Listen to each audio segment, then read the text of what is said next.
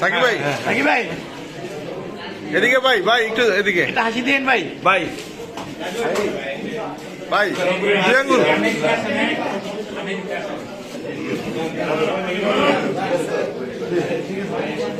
ভাই ভাই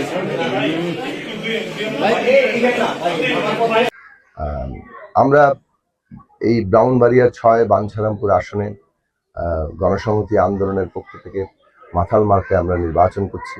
বাংলাদেশ জাতীয়তাবাদী দল বিএনপি সহ যুগপৎ আন্দোলনের যে দলগুলো তারা আমাদের সমর্থন জানিয়েছেন, সেই দিক থেকে এটা আমরা আন্দোলনের প্রার্থী হিসেবে এখানে আছি এবং বিএনপি গণসংহতি আন্দোলন সহ যুগপৎ প্রার্থীরা আমরা আশা করি সারা দেশেই তারা সাফল্য লাভ করবেন, জনগণের ম্যান্ডেট নিয়ে তারা বিজয়ী হবেন এবং সরকার গঠন করবেন।